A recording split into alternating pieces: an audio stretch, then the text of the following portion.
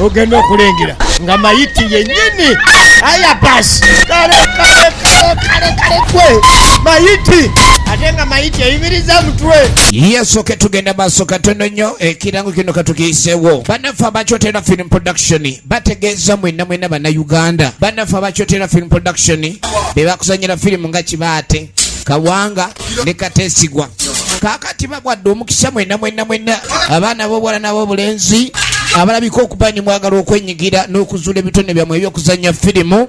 Musobola okujja mu Kyotera film production ate nga woofiisi yaabwe esangwa butereevu mu kibuga Kyotera ku luguudo lw'e Bethlehem opposite institute, oba osobola okuleka ndi okubira ku Duncan Kataala ku namba y'essimu 0752 0062 njiddamu kubira Duncan Kataala ku namba 0752 0062 Basabo ne bannyabo okamba njulire abatuma job agency. Oyagala omukozi oba oyagala omulimu wano mu Uganda, weekwate bannaffe abatuma job agencies. Era nga mu kaseera kano kennyini beetaaga abakozi mu bwangu ddala. Banking agents, bakashiya, secretaries, badriver, abasomesa, bamakanika b'emmotoka ennene, mobile money attendants, office attendants, abakola mu hardware, abakola mu betting, school matrons, abakola mu farm, private guards, cleaners, neba housemaids, nga kw'ossa n'emirimu emirala mingi. Era nga mu byonna beetaaga abo abaasoma ssaako nammwe abataasoma mwanirizibwa. Okumanya ebisingawo osobola okuba ku namba z'essimu wano wammanga 0758 45 oba 0778556172. Osobola otusanga ku ofiisi zaffe erina Teete ku luguudo oludde Makayi. Todde mu kkaba lwa mirimu nga waliwo Tumo Job Agency.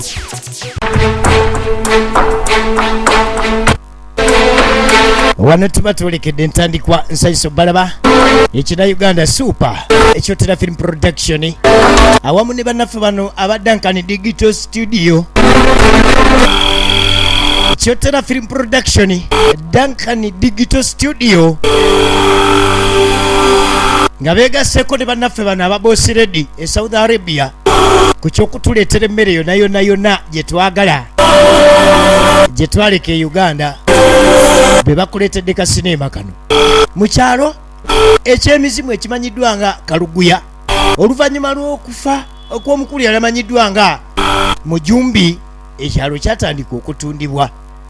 Waliwo omutaka ku kyalo ekyali kimanyiddwa nga Kaluguya, bali bamuyita Mujumbi. Kati Mujumbi bwe yafa ekyalo kyatandika okutundibwa. Nga ne bw'omanya abantu bwe bafa generation ebezeewo, katugambe nga abaana ababa basise pulogulaamu zaabwe ziba ndala nnyo, naddala nga ebintu ebifaanagana bwe bityo. Pulogulaamu eye teba yakulima nnyo, baba baagala ndala. Mujumbi bw'afa, Mujumbi abaddawo baatunda ettaka erya Mujumbi ku kyalo kya Kaluguya. Kati tutandise firimu etandise.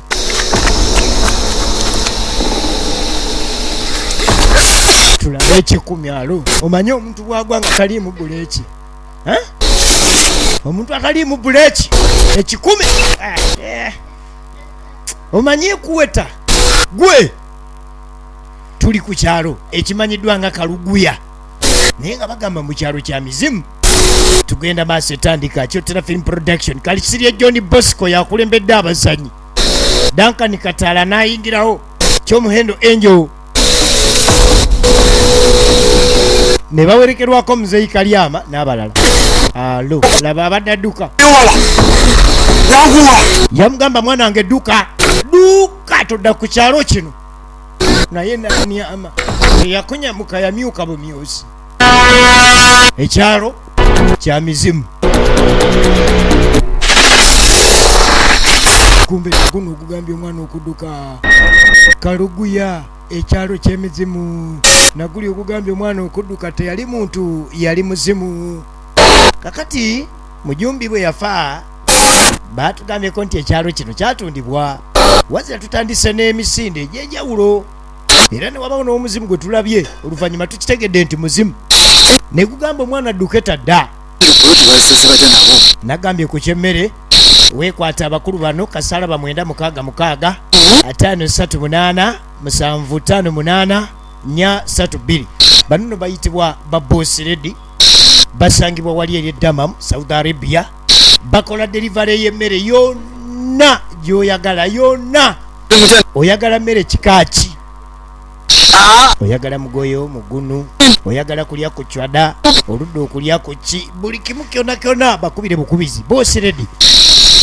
Bano batereza ebyokulya byaffe mu baana abali mu kyeyo. Buli muntu alina okufuna Kakati mbulambalamba gye tutandikidde firimu eno. kimwasaze nange saabiti. Tudda kuddiirawo ettaka. Waliwo ettaka yaguze kalamba. Kati bwagula kalamba n'atandika otemaatemamu bupoloti. Wabula agenda okutuukayo ng'abamuyambyeko okugenda maaso n'okutemaatema bupoloti. Baabutemye ng'ate kagamba baabutemeseza kyegyo. Nzijako. Yeddiira Kabyanze Kataala Duncan.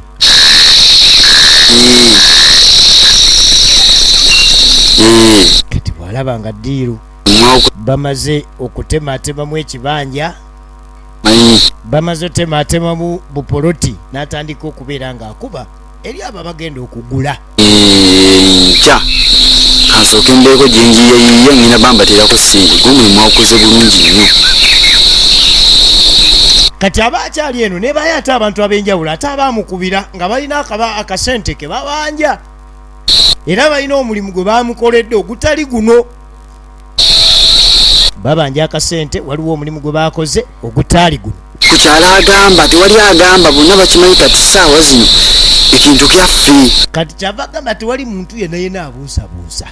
Kati baategedde nti wano waffe kyova olaba ntandise n'ottunda. Kale kale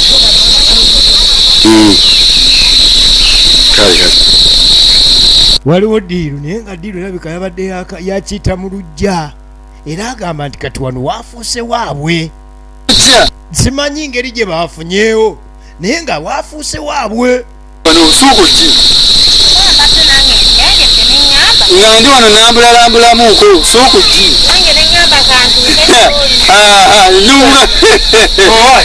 muli mutya muyagala abakyali wano akaterezeze abagenda okugula ettaka ne bajja mu bupoloti buli zaleeta muzeyi Kalyama awamu ne Kyomuhendo Enjo ageeka oguzika kati kyoba okula abaguzi nina naye ettaka litunda lyamu poloti bwe butono bupoloti butono bwa mu kisaalu. Kale ekyobutono kyali beddaawo naye amazzi tugenda limawo mukyere mbadde manyi twagala wakusula. Mpozi wali ng'ogenda kulimirawo byennyanja. Alina lusaalu kati ate yeddiira omuvanga kawa ayinza okugamba wagendawo ne kalinaawo. Kalina ejaawo Wano obeera ogenda gula eiza layisi naye ng'ogenda kuteekamu nnyo. kati anagamba nti kati tuganye twali agadde ebya layisi naye layisi ng'agula bbeeyi. Ogula akapoloti ka miliyoni 2 ng'ogenda katereereza miliyoni 6. Eyaba takyali layisi. Omusajja ng'ayagala nnyo ssente. Naye anakkiriza omunyigiriza oyo ako kakataala kaagala essente. bagala nnyo ssente Ekikulu kaagala nnyo essente nange nkamanyi. ezize zaataddemu Nkiraba. naye wano yande baatomedde. Kati tuganye bw'aba ataddemu ssente nnyingi wano nabanga atomedde wano. Omunyigiriza nange ne mmunyigiriza. Bano boolaba bombi baagala poloti era baagala okufunawo okuzimba kyokka baze mu kisaalu. Kati bbira najja wano bizinesi zendabyewo nyingi naye wano natuuka wabusaze nga wano wulira firimu kubo wano maduuka wano oteekawo amaduuka. Amaduuka nekku uwa zembadde mbazeemu wano pozi kulimewo mayuuni wulira firimu omusajja atunda poloti za kuzimbawo. lwaki temugenda ebwayise ne muzigula Anti kati laba mukulu. enkuba yetonnya ate abaana emifule gye bagitemye bubi jasi nabagambye emifule gye bagitemye bulungi nga webajja obujja twagala okuba nga amazzi tuzimba emyala ngaeyo gye galagaza fuluma eri jasi omwana batemye ijaba bulungi ddiira akuguza awantu n'akulagira ddala nga niwagenda kubeerawo ekibuga mu kisenyi wansi eri naye akugamba nwaliwo amaduuka wano tulaba waakeedi kati era agenda okugula nukyetaga n'azimba waakeedi naye mu kisenyi eyo munda mwaluna lutalazi kati nga bamubuuza kale ebyokuva tubiveeko wano wammeka nti 3 wanje era tugenda kugenda mu ofiisi tugire bamukiriziganyisa tekyobanga olina ebyopulasikiganye naye obuzoogera sente ezo miliyoni 3 wano muganda wange zijjawo wano abana balima ebyenyanja abalunda ebyenyanja okujjako ogenda ofuna abalima ebyenyanja abalunda ozimatufu sente zogenda okufuna